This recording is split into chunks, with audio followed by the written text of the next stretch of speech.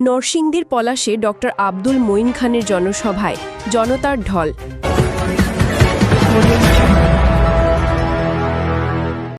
আওয়ামী লীগের দুর্নীতিবাজ এমপিরা সেই টাকা লোপাট করে দিল, কিন্তু আলীনগরের রাস্তায় কোনো মেরামত হয় নাই।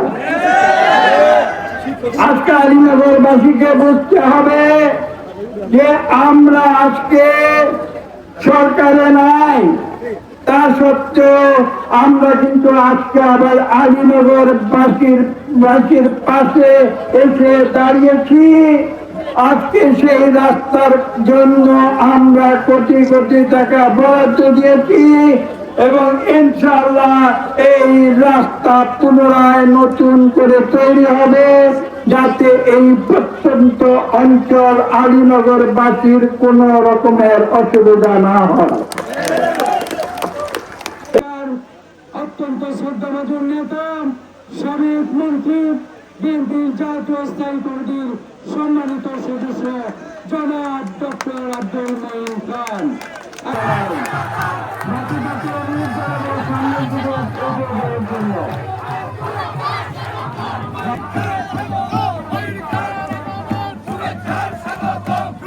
নরসিংদীর পলাশ থানাধীন চর আলীনগরে বিএনপির জাতীয় স্থায়ী কমিটির সদস্য ডক্টর আব্দুল মঈন খানের জনসভায় বিপুল জনসমাগম ঘটে।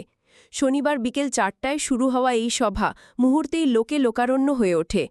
সভায় সভাপতিত্ব করেন পলাশ উপজেলা যুবদলের যুগ্ম আহ্বায়ক মোরশেদ আলম এবং সঞ্চালনা করেন উপজেলা বিএনপির সিনিয়র যুগ্ম সাধারণ সম্পাদক বাহাউদ্দিন ভূঁইয়া মিল্টন।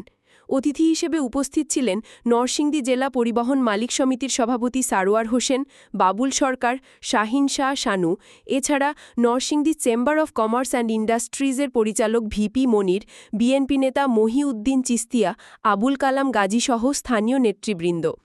জনসভায় বক্তারা গণতন্ত্র পুনরুদ্ধার, জনগণের ভোটাধিকার প্রতিষ্ঠা ও নিরপেক্ষ সরকারের অধীনে নির্বাচনের দাবিতে বিভিন্ন বক্তব্য রাখেন এবং জনগণের যে ভোট, সেই ভোটের মাধ্যমে ইনশাআল্লাহ একটি সুষ্ঠু নিরপেক্ষ নির্বাচন করে আমরা জনগণের ম্যান্ডেট নিতে চাই। আমরা অন্যায় বিশ্বাস করি না, আমরা দুর্নীতিতে বিশ্বাস করি না, আমরা প্রতিহিংসা রাজনীতিতে বিশ্বাস করি না। আমরা যেটা করি সেটা হচ্ছে সততা রাজনীতি, আইনের রাজনীতি এবং উন্নয়নের রাজনীতি।